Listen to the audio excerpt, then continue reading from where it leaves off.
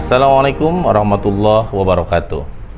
Apa kabar sahabat Nakoi? Dimanapun Anda berada, saya mendoakan Anda dalam keadaan sehat walafiat dan juga selalu bahagia tanpa syarat.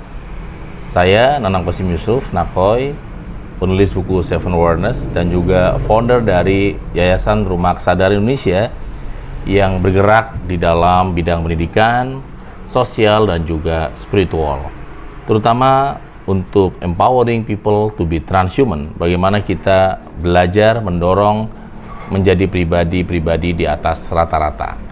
Transhuman sendiri diambil dari beberapa buku saya, salah satunya adalah Seven Awareness dan juga 21 Days to be Transhuman.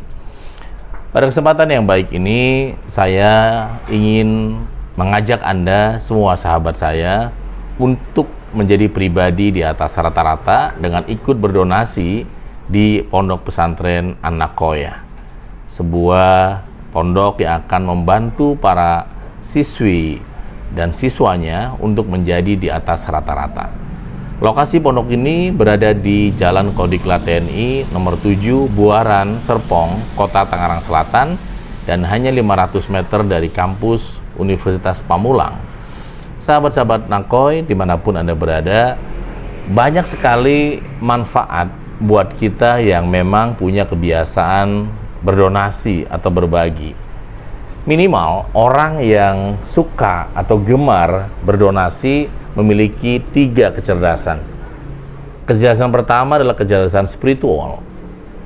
Orang-orang yang gemar berdonasi, menolong orang lain, membantu orang lain, membantu lembaga pendidikan, membantu pondok pesantren, membantu madrasah, membantu sekolah, membantu jembatan, dan membantu kesejahteraan sosial, menunjukkan bahwa dirinya sadar betul bahwa rezeki yang dimilikinya bukan semata-mata untuk dirinya sendiri. Pernahkah Anda mendengar sebuah metafor seseorang yang menyukai ikan dan dia makan semua duri-durinya? Itulah sebuah metafor ketika seseorang yang memiliki harta dan harta itu juga dia makan untuk dirinya sendiri. Tidak ada 1% pun, 2% pun yang dia keluarkan untuk kembali kepada pemilik rezeki. Orang-orang yang kemudian memiliki kecerdasan spiritual, maka dia akan berdonasi, bahkan berterima kasih ketika ada wasilah, ada jalan, ada peluang seseorang untuk melakukan sebuah donasi. Kenapa? Karena itu menunjukkan sebuah kualitas kecerdasan spiritual yang dimilikinya, sehingga dia betul-betul mengimplementasikan kehidupan ini dengan kebahagiaannya ketika dia berbagi. Abraham Maslow mengatakan bahwa puncak dari sebuah kebutuhan manusia adalah aktualisasi diri. Ketika seseorang hidupnya bermakna, hidupnya bermanfaat, hidupnya berguna, hartanya juga berguna, ya rezekinya juga berguna kepada orang lain, maka dia sebenarnya sudah menempatkan diri dia di posisi yang sangat tinggi, adalah aktualisasi diri. Kehidupan itu betul-betul bermakna, berguna untuk banyak orang, sahabat-sahabat yang great. Jadi ya, hal ini juga didukung oleh sebuah hadis Rasulullah SAW bahwa ya, as-salatu nur wa sodaqo burhanun. Salat adalah cahaya dan buktinya adalah sodaqo. Artinya sebuah hubungan vertikal dan horizontal selalu berjalan seirama. Ketika seseorang itu dia dekat dengan Tuhannya, maka dia juga dekat dengan ya sesamanya. Dia juga memiliki spirit untuk mendorong orang lain, mendorong umat, mendorong sesama manusia untuk menjadi yang terbaik. Jadi kecerdasan yang pertama yang dimiliki atau teridentifikasi dari orang yang rajin donasi atau sodako adalah kecerdasan spiritual. Jadi tidak hanya berpikir, tidak hanya bicara tentang kebaikan, tapi melakukan kebaikan. Itulah kecerdasan spiritual. Yang kedua adalah mereka memiliki kecerdasan sosial. Sebuah kecerdasan yang dimiliki oleh banyak religiopreneur atau socialpreneur.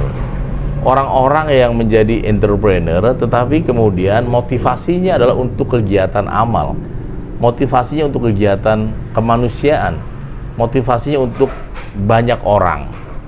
Nah, saya melihat bahwa orang-orang yang kemudian rajin untuk berdonasi, maka dia sebenarnya sedang mengembangkan sebuah kesejahteraan sosial dengan kemampuan dia. Orang-orang yang memiliki kecerdasan sosial, maka dia akan sangat dekat dan juga bernilai di mata sosial. Dia menjadi sebuah paku bumi untuk sosial tersebut.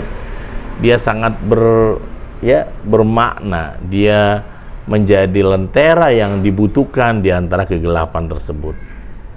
Ketika Anda termasuk ahli sodako atau rajin berbagi, rajin memberi, maka sebenarnya Anda sadar betul bahwa Anda bagian dari masyarakat.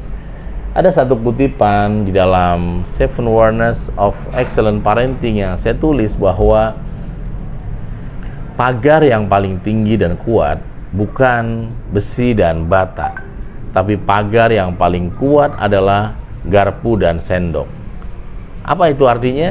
Kalau Anda sering berbagi kepada tetangga, Anda berbagi kepada masyarakat, Anda berbagi kepada lingkungan Anda, maka Anda betul-betul memiliki pagar yang sangat kuat adalah tetangga Anda, teman-teman hebat, atau masyarakat Anda.